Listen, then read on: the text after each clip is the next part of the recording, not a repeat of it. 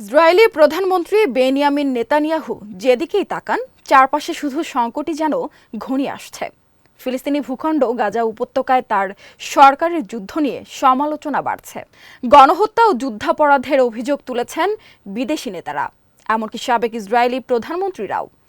আন্তর্জাতিক অঙ্গনে ইসরায়েল ক্রমেই একঘরে হয়ে পড়ছে। গাজায় যে দুর্ভিক্ষ চালিয়ে দেওয়া হচ্ছে তার ছবি এখন বিশ্বজুড়ে গণমাধ্যমে ছড়িয়ে পড়ছে। নিজ দেশে নেতানিয়াহু তীব্র সমালোচনার মুখে পড়েছেন। অনেকেই মনে করেন তিনি শুধু ক্ষমতা ধরে রাখতেই যুদ্ধ দীর্ঘায়িত করছেন। আইনি দিক থেকেও তার বিরুদ্ধে চলমান দুর্নীতির মামলায় কৌশলীরা এখন তাকে জেরা শুরু করেছেন। রাজনৈতিক দিকেও তিনি বিপদের মুখে। তার জোট সরকার ভেঙে পড়ার আশঙ্কাও তৈরি হয়েছে। নিজের পুরো রাজনৈতিক জীবনে নেতানিয়াহু কখনো এতটা চাপে পড়েননি। তাহলে কি এটাই ইসরায়েলের সবচেয়ে দীর্ঘমেয়াদী প্রধানমন্ত্রীর শেষ অধ্যায়? পুরো রাজনৈতিক ক্যারিয়ার জুড়ে নেতানিয়াহু ছিলেন বিতর্ক ও কেলেঙ্কারির কেন্দ্রবিন্দুতে।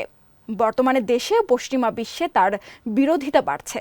তবে বিশ্লেষকদের মতে তবু তিনি হয়তো টিকে যেতে পারেন, কিন্তু তা করতে হলে তার সরকারকে টিকিয়ে রাখার জন্য যুক্তরাষ্ট্রের সমর্থন ধরে রাখতে হবে আর যুদ্ধ চালিয়ে যেতে হবে, যা ট্রাম্প এখন থামাতে চাইছেন বলে ধারণা করা হচ্ছে।